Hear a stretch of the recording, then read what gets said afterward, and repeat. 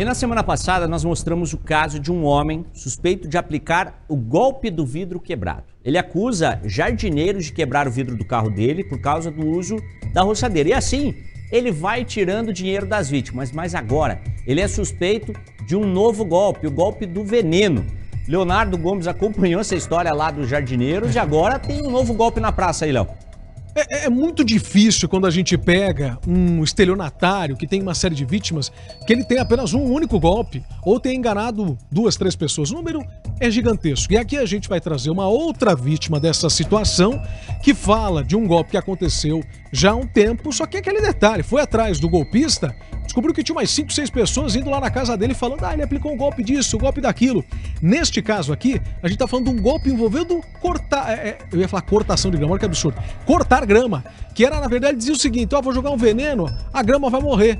Mas era tudo mentira, era água, não tinha nada de veneno. E aí, ele pegava o dinheiro da vítima. Se antes eram apenas jardineiros no prejuízo, agora trabalhadores de outros ramos também afirmam terem sido vítimas do motorista do carro branco. Samuel é um deles, mas nesse caso o golpe foi outro. Ele se ofereceu para vir aqui até no meu comércio fazer uma limpeza, fazer um corte dos matos, da grama e tudo mais aqui na frente. E ele ofereceu um serviço que, diz ele, seria melhor, passar o veneno nos matos, que após 2 semanas ele retornaria, porque obviamente o mato iria baixar, e ele retornaria para cortar as gramas da frente do comércio. E ele falando assim, parecia realmente um profissional. Sim, até porque ele falou que ele tinha empresa de jardinagem, né? Ele chegou com uma bolsa, um regador, um pote, e ele pegou na minha torneira no lado externo da loja, colocou água.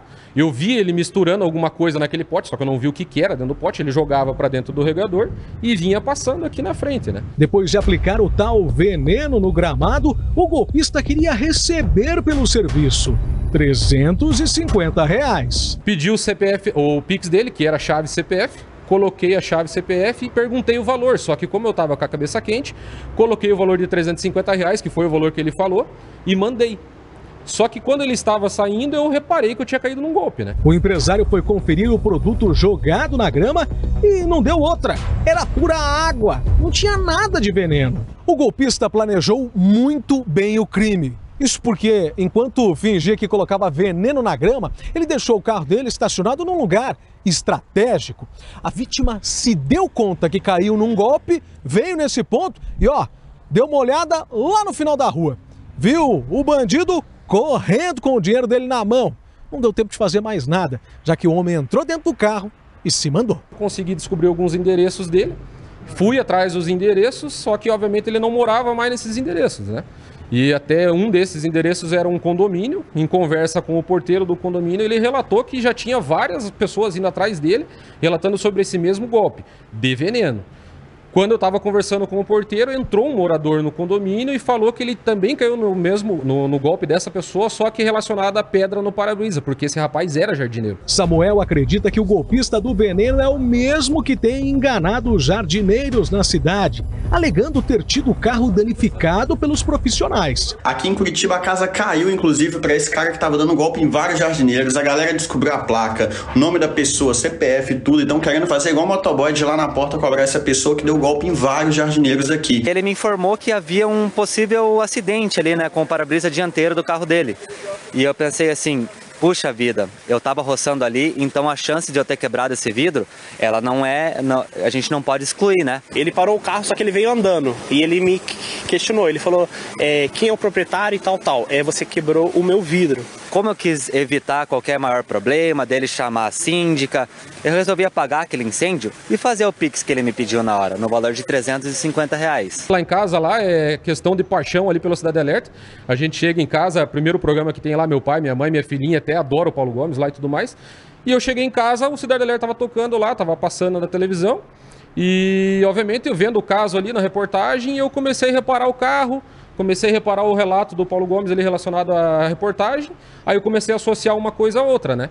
Aí eu falei, cara, deve ser a mesma pessoa, porque, obviamente, como eu falei, eu não vi a pessoa física na reportagem. Eu vi o carro, eu reconheci o carro, as características do carro eram as mesmas, E, obviamente, por ele falar lá que a pessoa tinha uma empresa de jardinagem, na época ele também falou que tinha empresa de jardinagem, eu associei a pessoa ao mesmo fato, né? A ideia do empresário é registrar um boletim de ocorrência e assim fazer com que as autoridades parem de uma vez por todas o motorista do carro branco, que agora tem ao menos 2 golpes diferentes nas costas. Acredito que eu não sou 1, nem 2, nem 3, e muito menos aquele pessoal que apareceu na reportagem. Deve ter muita gente aí que deve ter sido enganado por esse cara aí. E vale a gente reforçar algo importante aqui, Bitar, você que acompanha em casa, inclusive o rapaz que conversou, que é telespectador de Cidade Alerta com a gente nesta reportagem específica. Existem outras vítimas que estão denunciando situações diferentes, não só o golpe com os jardineiros, e aí nós tivemos um contato da advogada desse sujeito que disse o seguinte, né? A advogada, que é a Mariluza Gobetti, enviou pra gente uma nota e informou que o golpista também atua como jardineiro, e eu digo golpista porque admite que realmente cometeu todos esses crimes. Diz que está tomando as medidas cabíveis para ressarcir ou reparar ao menos parte dos prejuízos e deixou até um número de telefone. A gente vai passar essa prestação de serviço para quem participou da reportagem e também para quem eventualmente foi vítima e não entrou em contato com a RIC TV. O número é 999925343. 999925343 é o número direto da advogada, a Mariluza Gobetti. Se você não conseguiu anotar, entre em contato com a gente aqui no WhatsApp do Cidade Alerta. A gente vai colocar um número aqui na tela e aí você consegue ter mais informações com a nossa produção e a gente presta esse serviço. Porque o que a advogada está dizendo é o seguinte: ele realmente assume os riscos e quer reparar essas pessoas. Agora vai entender o porquê fazer isso. A reportagem teve que ser feita, Bitar, para que ele tomasse essa atitude. E sabe que eu fico preocupado, Léo? A gente dá ali, eu coloco o telefone da advogada, fala pro pessoal entrar em contato. E se ele não pagar os honorários dela? Imagina. É mais um prejuízo daí, né? Deve ser o terceiro golpe. Vamos ficar acompanhando para ver se vai dar certo.